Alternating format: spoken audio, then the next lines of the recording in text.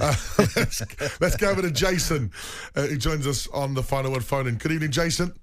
How's it going, my friend? You good? Yeah, very well. I can tell that you're a bit more upbeat tonight after that because some of the dribble we've seen from Man United lately. But that was a great performance, Jay.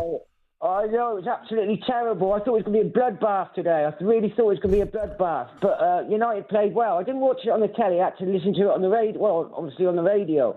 And I just don't understand how United can play like that against Liverpool and play terrible against other teams. Why do they manage to get themselves? I mean, well, listen, Jay. When they played Newcastle in the week, it was men versus boys, wasn't it? Let's ask Pards, who's been there, having to get a group of players up for big games. You know, you played the Newcastle Sunderland derby. Did you ever have that? So that's a huge derby, right? Absolutely. So when you're going into those games, is there a different talk? Is it the same? Especially no. Of course, there's more scrutiny in terms of the media and the fans. No, he's the Alan Pardew, Jason. Oh, my word. Hey. You're right, Jace. How's it going, my friend? You good? No, I'm very good, thank you, yeah. I enjoyed watching Man United today. They were terrific, weren't they? They were excellent. The first half, they was a bit bland, but the second half... Yeah, but they were... Listen, Joe, I know you didn't see it because you was listening to the radio, but they were so organised defensively. He done a great job in terms of his tactical work this week. But the psychology of the group, that's what was missing from those other games. You know, how many times have we watched Man United this year and thought, oh, where's the fight? Where's the passion? Where's the character? And it was all there today. I know. When I was watching them play Newcastle, I couldn't believe how physical Newcastle looked against. I mean, they were like 3 times the size. They was more physical. They beat them in every department on the field, and then they turn up a week later and play like they did today. I just don't understand how you can flick a switch like that and play brilliant against one day, and then next Sunday they got to play Arsenal. Yeah, in the cup. Yeah, it's another big game. They got to back that performance up. You know, it would be so unfair on their supporters to play like that at Liverpool and not replicate it. Yeah, that's what I'm saying. It's all right pulling off one game, but you've got to put 3 or 4 together in a row, aren't you? Yeah, absolutely. Chase. Brilliant. Cool. Thank you very much, Jason. And that's right, we are joined by the Alan Pardew. So if you'd like to call us on 037172233. Jay's not a regular caller then because he obviously didn't know I was here. Yeah, but it's good. I'm glad to say, look, you can...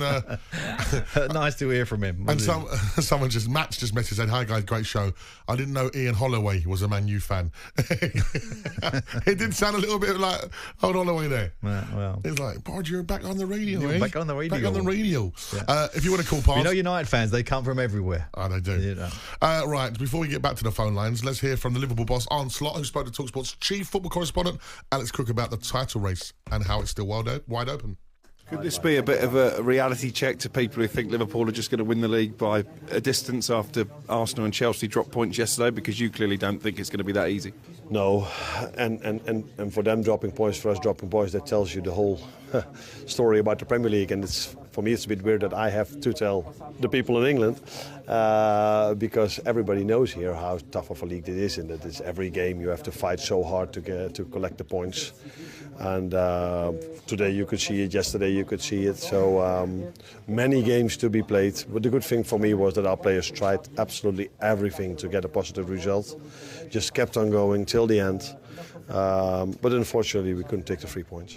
That was the Liverpool boss, Arne Slot, there, in talking about his team's 2-2 draw at Anfield against Manchester United. And it's funny, as he mentions, you know, he needs to repeat to us in England that, this is the Premier League. It's not one in December or January. No, absolutely. But, he's very true, though, because we have got carried away with Liverpool. You've got an Arsenal team that have been in the hunt for the last few seasons, and they'll go all the way until the end. You've got Nottingham Forest in the mix, and they don't look like they're slowing down anytime soon. And dare I say it, your former club, Newcastle, with Eddie Howe, run together. They've got a top striker in Isaac, and Chelsea. And he's got the balance of the team probably better than he had when they finished in the Champions League 2 years ago. So I think they're in great shape, and obviously Isaac's in unbelievable form. Yeah. So the one worry I would say, over the Christmas period has been Chelsea, isn't it? They've not really turned up in terms of 1 win in 5.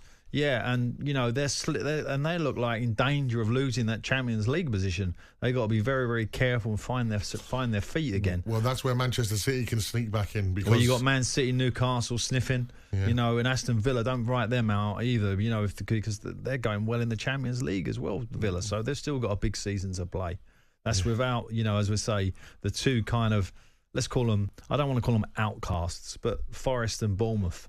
What outsiders? Outsiders, let's call them that. Yeah, that's exactly what they Outliers. are. But they are well in the mix right now, and anything can happen in the Premier League, and we know that. And as Arne Slot mentioned, how tight it is.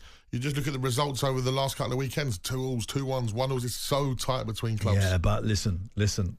Trust me, he's saying that because he wants to take the pressure off a little bit. 14 wins, 4 draws, only 1 defeat, 47 goals for, better than anybody else, 19 goals against, second best in the division, 28 goals, goal difference, the best in the Premier League, 46 points. It's all adding up.